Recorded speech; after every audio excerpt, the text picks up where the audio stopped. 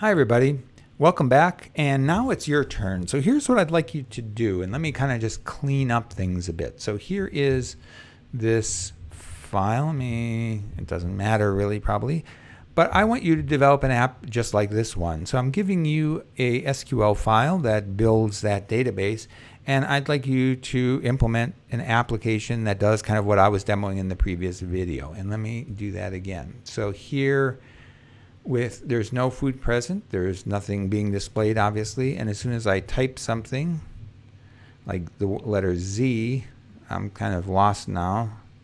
Let's try ED, pressurized, stabilized, so it'll find all those foods with ZED. If it doesn't find something, again it should go to a blank display, right? So when it's blank, it's going to go, when nothing's found, it displays nothing.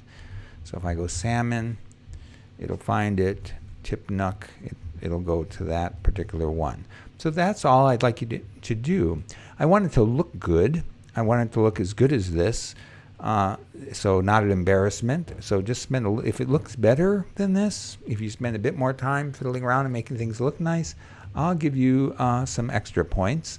But basically it's implementing this. So I can look at this, and here I have some basic facts. You can add more or have some other ones.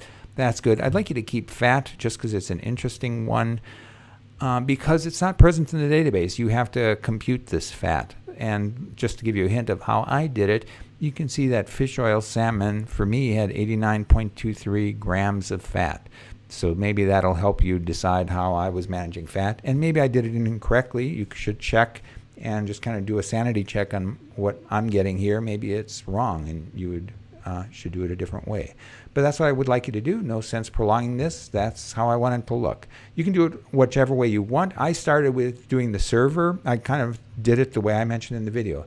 I built the server, made sure it was running perfectly fine. I used Create React App to create that, whatever it said here, the initial welcome to Create React App, edit this code, and I gradually was editing it until I got, and had plenty of debug statements along the way, until I got it to this state. And I found that, and then, so I had run server running on port 3001, another on 3000, and when I got it looking great, the way I liked it, that's when I added that little bit of glue to make it one production server. Again, this needs to be running on Google Cloud in production. You can't have it run, you can't demo it on your local machine.